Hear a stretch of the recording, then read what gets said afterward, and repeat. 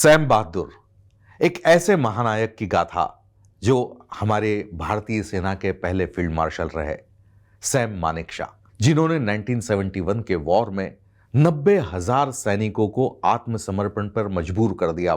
पाकिस्तान उनके नाम से थर्राता था। जिस तरह से उन्होंने पूरी स्ट्रेटजीज रची वो वाकई तारीफ काबिल है। उन्होंने हिंदुस्तान को एक महान सेनाओं की कतार में लाकर खड़ा कर दिया। ऐसे सैम मानेकशॉ की बायोपिक है सैम बहादुर। अब ये बहुत बड़ा महानायक है, हमारी सेना से जुड़ा हुआ मसला है, तो कहीं ना कहीं हमको जब हम फिल्म देखने जाते हैं हम सोचते हैं कि यार हमको कुछ देशभक्ति का देखने मिलने वाला है, लेकिन होता उल्टा है। होता यह है कि हम वहां पर एक ऐसे आदमी की बायोपिक देखने जा रहे हैं जो दिमाग चलाता है, लेकिन पूरी फिल्म में उसका दिमाग चलाने की, उसकी स्ट्रेटजीज की बहुत ज्यादा उसको अंडरलाइन नहीं किया गया। आपको वो भौचक्का नहीं करता स्क्रीन प्ले, वो स्टोरी आपको भौचक्का नहीं बनाती। और दूसरा प्रॉब्लम जो इस फिल्म का है कि सैम मानेकशॉ बहुत, जिसको कहे मैं महानायक थे जैसे मैंने कहा, लेकिन एक आम आदमी उनसे इमोशनली कनेक्ट नहीं है।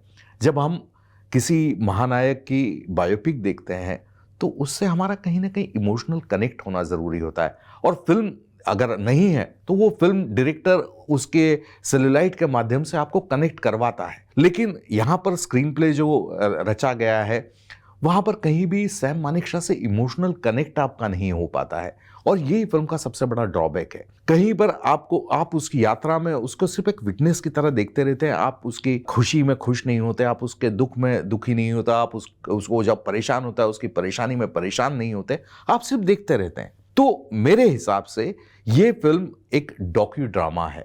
एक डॉक्यूमेंट्री का बीच बीच में फिक्शंस आते हैं, तो मुझे बहुत ज़्यादा इम्प्रेस इस फिल्म में नहीं किया। एक साधारण फिल्म है जो कि एक क्लास लोगों को पसंद आएगी, इसका एक लिमिटेड ऑडियंस होगा और वो लोग उसको एंजॉय करेंगे, लेकिन एक आम आदमी के लिए ये फिल्म नहीं है। परफॉर्मेंस लेवल की बात करूं तो विकी कौशल ने जिस तरह से सैम मानेकशॉ को निभाया है वो कमाल का उन्होंने परफॉर्मेंस दिया है। कहीं कहीं वो कैरिकेचरिश होते हुए नजर आते हैं, लेकिन ओवरऑल उनका परफॉर्मेंस बहुत कमाल का है। इंदिरा गांधी में फातिमा सना शेख अच्छा परफॉर्म करती हुई नजर आती है। तो कुल मिलाकर अगर परफॉर्मेंस की बात करूं तो विकी कौशल ने अच्छा परफॉर्म किया, फातिमा सना शेख ने अच्छा परफॉर्म किया। कुछ चीजें जो बांग्ला वाहिनी की जिस तरह के विजुअल्स थे वो मन को विचलित करने वाले लगे, लेकिन कुल मिलाकर मैं बात करूं कि इमोशनल कनेक्ट जो है ना वो नहीं होता है। आप उसके साथ हंस नहीं रहे हो, रो नहीं रहे हो, आप परेशान नहीं हो रहे हो। उस स्ट्रेटजीज जो बना रहे हैं उससे आपका कनेक्शन नहीं हो पा रहा है।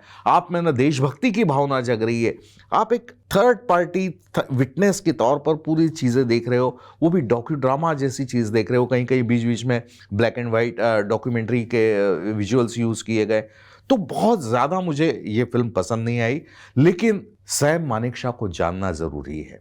अगर आपको सैम मानेकशॉ के काम के बारे में नहीं पता तो ये फिल्म आपको देखना चाहिए।